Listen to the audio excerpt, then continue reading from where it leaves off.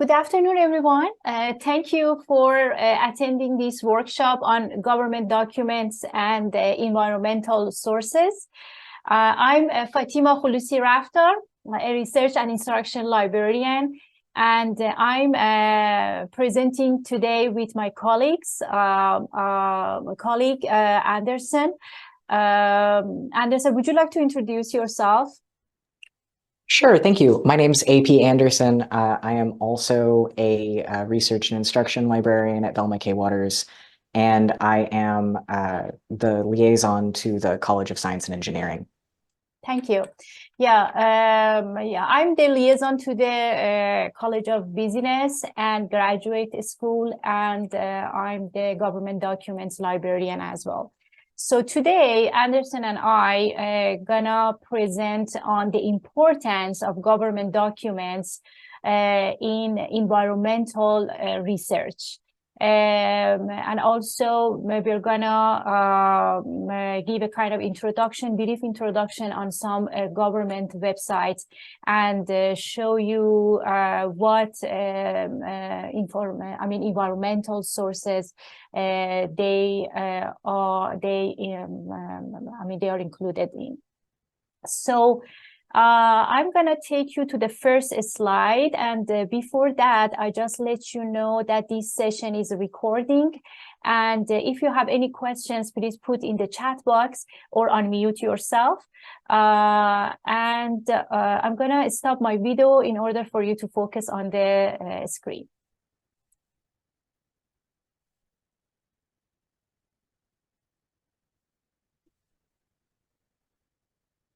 Okay. So let's go through, first of all, through the government documents and know what they are exactly and why they are the valuable resources.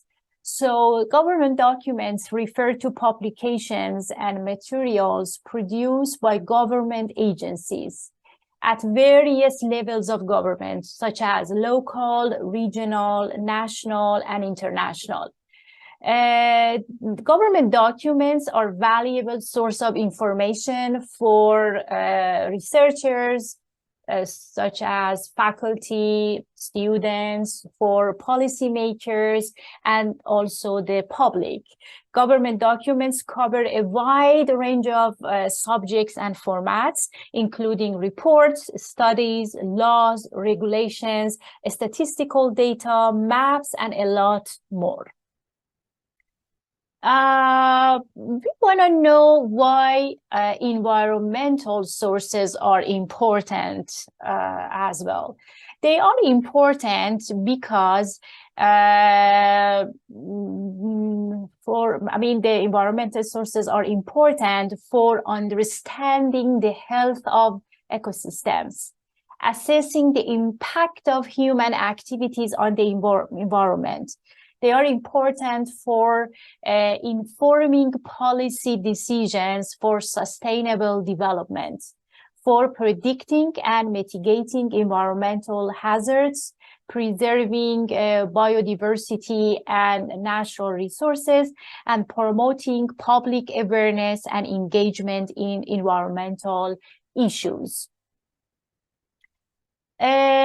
Government documents are very important in environmental research. And here are the reasons.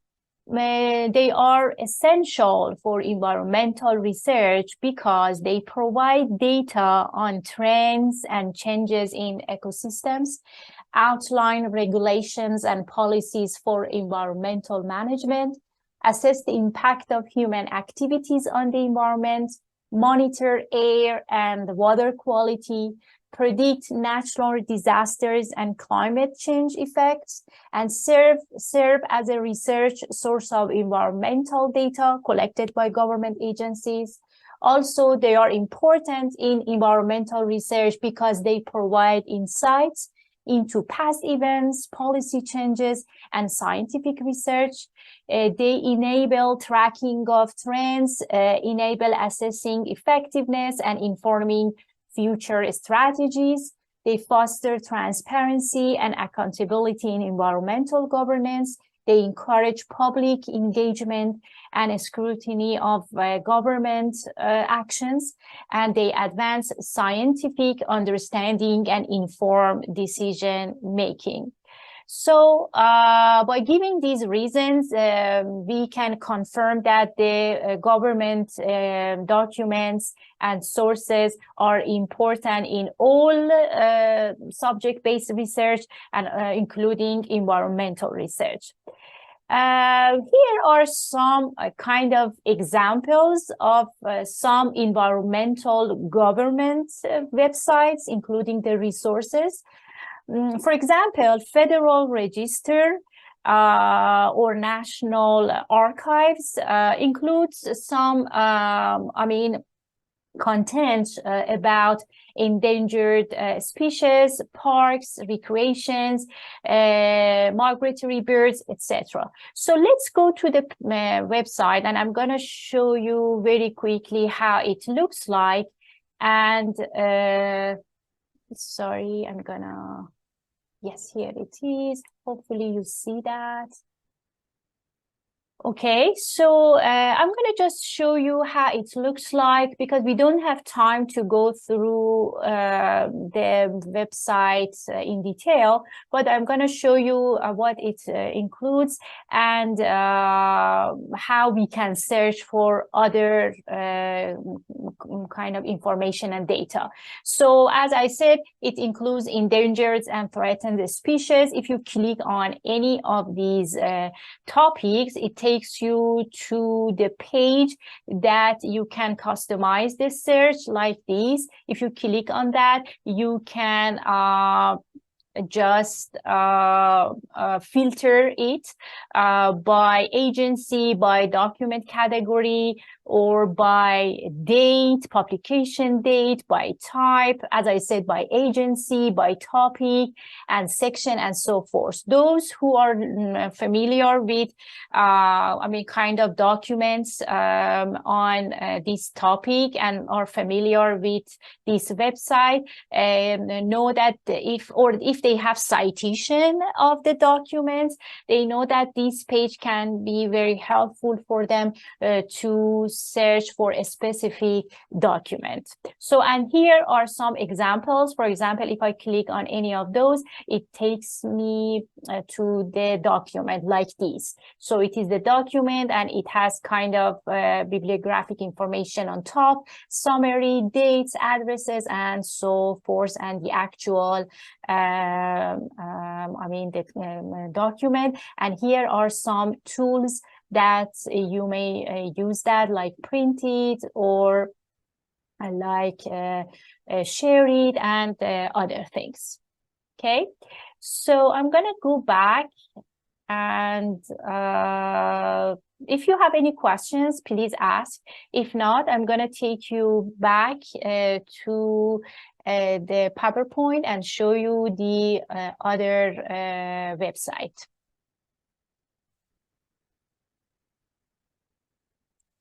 Okay, so the other website that includes environmental kind of resources, government website actually, is National Science Foundation. It includes Technology Research Funding, National Center for Science and Engineering Statistics. Let's go and see how it looks like. Okay, it is the actual page of this government website, and there is a document library as you see, and it helps us to search for the documents. If we and it gives us the date, it says that news release posted after June 23, 2009. So it might be helpful for those researchers looking for specific publications. So, and then if you click on this arrow, it gives the types of documents like forms, general information, newsletter, and so forth, reports. So, for example, you should click on that, and then kind of subject area that you're looking for. For example, geoscience, engineering. Let's do something like that and click on go. And it gives us some reports on that topic that we filter the search by. So, and these are the reports, and they are available, accessible in HTML, PDF. If you click on that or PDF, it gives you the, I believe I had to click on PDF to give me the full access. Yes. So it gives us the, hopefully, the full access to the document. Yes, these are the valuable documents for researchers, that they know what topic they are searching for and what type of documents they're looking for. So it shows the value of government websites and the information that is included. Okay, do you have any questions so far? Okay, let's go to the PowerPoint.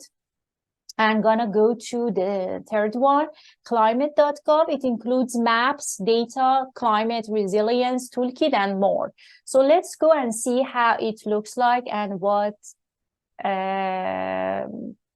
documents available through this website and accessible through this website. Okay, this is the actual page of this government website.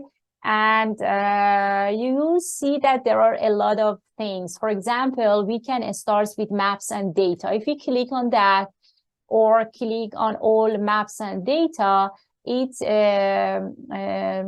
took us to this page. Includes different topics, and we can filter the search by region. For example, are we looking for the data maps, global data maps, just US, regional, climate variables? So we can filter the search results by these items, atmospheric and others. Dates, data types. It's not dates, sorry, excuse me. So it is data types. It is very important what type of data we are looking for, like marine, like satellite, and so forth. And data format, it is very convenient. It asks us what formats we are looking, PDF or other formats. Let's just do PDF, and let's just do, I'm just doing it very quickly, marine. And yes, automatically it gets updated. As soon as I select and click within the box next to the item, it gets updated automatically. And we see it gives us, based on the filtering, it retrieved around just three results. Let's go to the first one. Okay, it is the actual,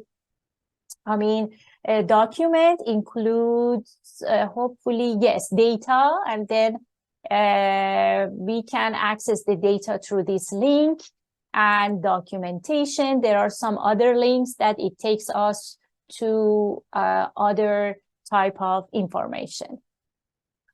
Okay. And if you have any questions, please ask about this website.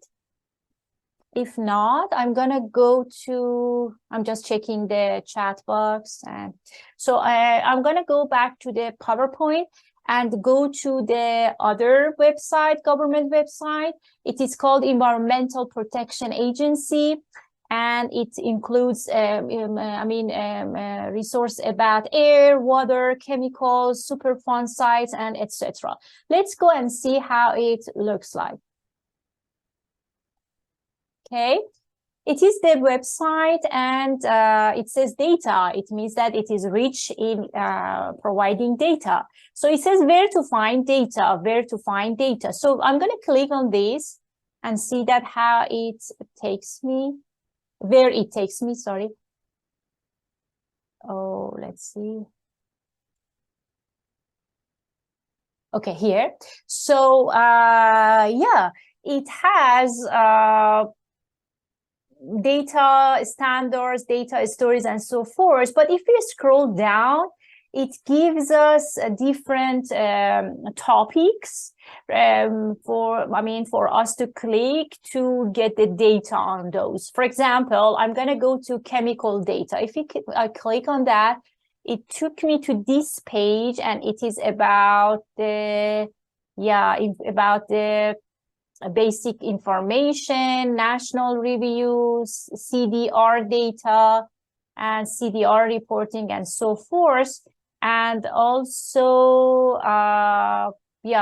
if I click on any of these, I believe it gives me more information regarding the chemical data. And I'm looking for more data on that. Click here for more information, or probably here. Yes, maybe. These are the guidance period. Yeah, it says data. I believe it should have some numerical data. And let's see. It says how to report.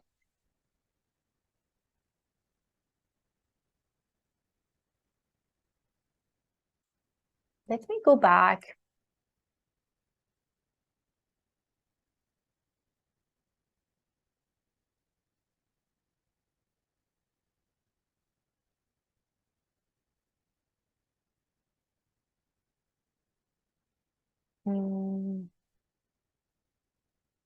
Oh, it says access CDR data. So it is here, using the database and access. Yes, here you go. So the first part was how to submit the data, but here are the actual data, I believe. Yes, for example, let me click on that.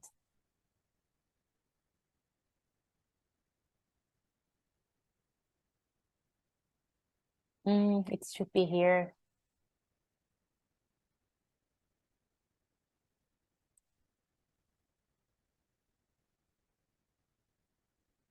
Yeah, it opened in another window. I'm gonna just grab it and pull it here. Let me see.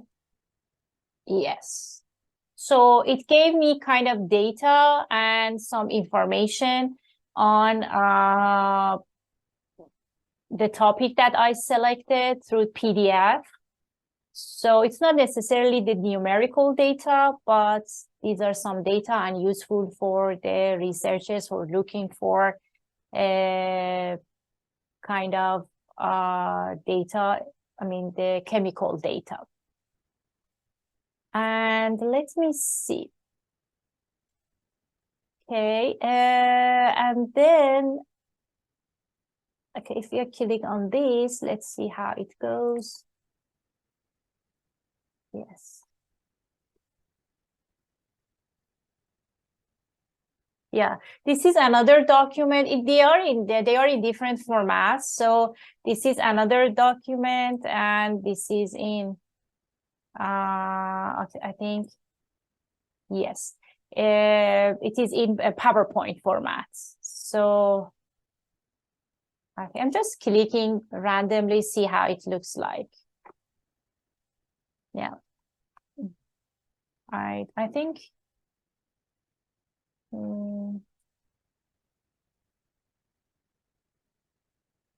Okay, here you go. So we click on each one of them. It gives us some data. Yes, actually, I opened them randomly, and I have no kind of specific topic. But for those who are looking for such data, for example, on chemical, they know what they're looking for and see that how much it is useful. Okay. So I'm gonna go back to the PowerPoint and go to the other website. It is Bureau of Ocean Energy Management. It has data center and maps focused on Gulf Coast region. Let's go and see how it looks like. Okay, I'm gonna adjust my screen and then go to that. Okay. So yes, it is the website, and it is the page on statistics and facts. So as you see, you can select the kind of, region, area, and headquarters. and then see, let's select on those and see how it looks like. For example, we're going to go to historical leasing information in Alaska. Let's see.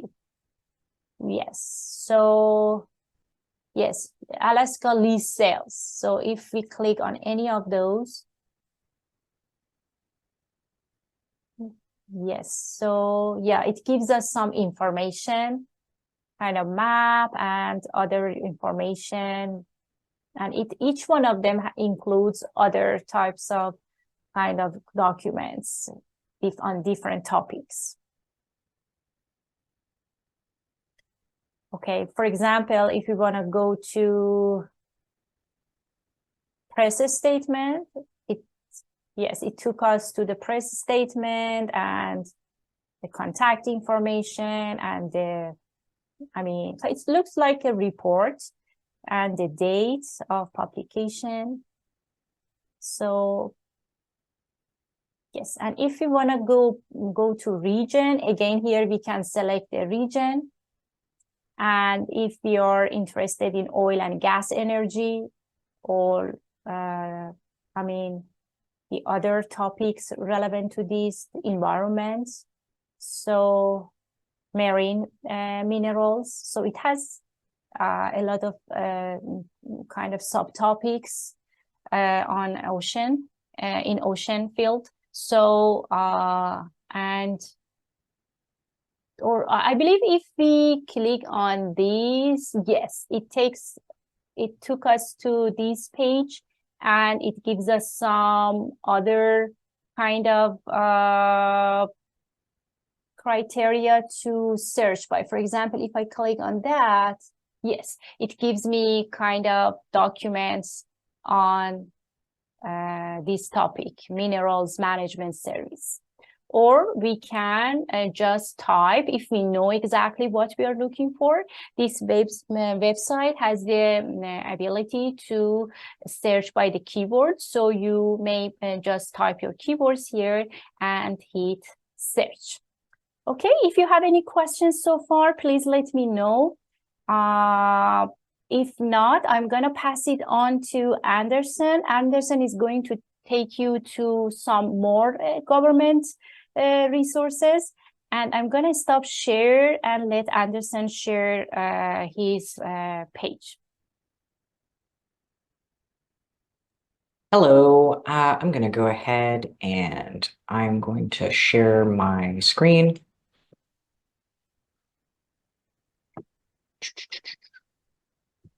Says my screen share is loading. Okay, there we go. Hi, so I'm going to show you all a little bit more about some of the local government information that you're able to find through GovDocs. A little bit of context for me, I am local to Commerce. I've been here since I was 6, off and on. But something that I always heard about growing up is that we have recurrent issues of pollution in both the land and the water in Commerce. And we had Superfund sites in Hunt County. And this is something that I was very curious about finding out, like what was polluted, what pollutants were in the soil, and what steps had been done to mitigate that. So the Texas Commission on Environmental Quality is a resource that hosts information on Superfund sites, both state and federal, so long as they are in the state of Texas. And so if I were to look those up, those are under land and then under cleanups and remediation. And then they have a whole lot of different categories of risk reduction, voluntary cleanup, dry cleaner remediation, industrial hazardous waste, et cetera. But specifically, I am looking for Superfund sites in Texas. They have a couple of different options to look for them. You can either look for them by location or representatives, or by name. That is name of the site. So if you don't offhand know what it got listed as in their files, this is probably the easiest way to do that. I am going to search for Hunt County, and we have 2 listed Superfund sites in our county, the High Yield and the Old Esco. So High Yield, if we look at this is here in Commerce. It has already been considered closed. It's been removed from their listing because its cleanup has been completed. But it goes on and explains that there was a pesticide manufacturer between Sycamore Street, Johnson Street, and Ross here in Commerce in use from the 50s to 1972. And it goes and explains like the timeline of everything that they did to clean up and the when it was finally removed from the register. Now, this is a state Superfund site. The old ESCO manufacturing plant is federal, and that's also listed through the Texas Commission on Environmental Quality. This one is in Greenville as it slowly loads. Come on, any day now.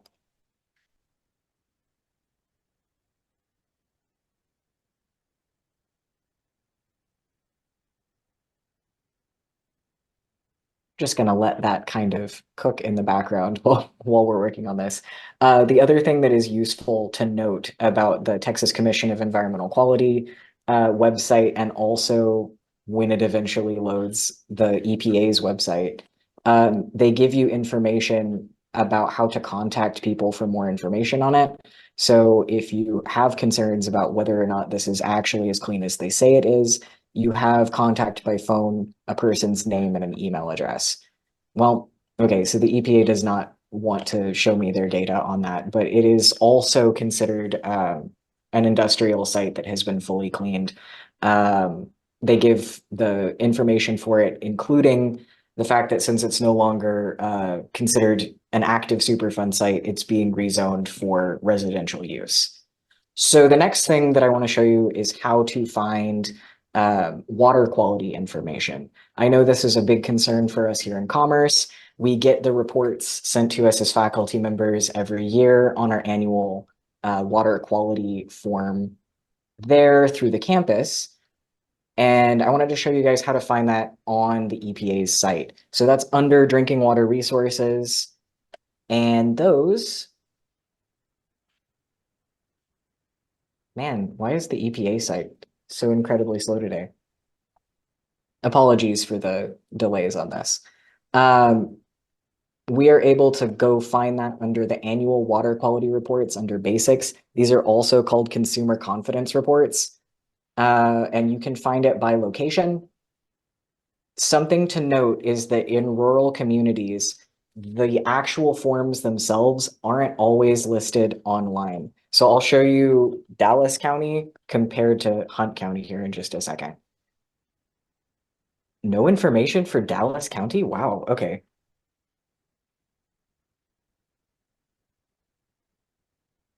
Oh, it's because it's also searching for commerce. There we go.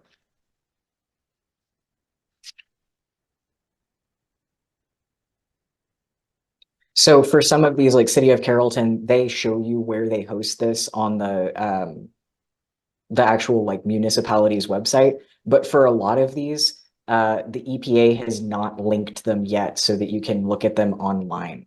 But it does give you contact information for everyone. And that's important for Hunt County and specifically for Commerce.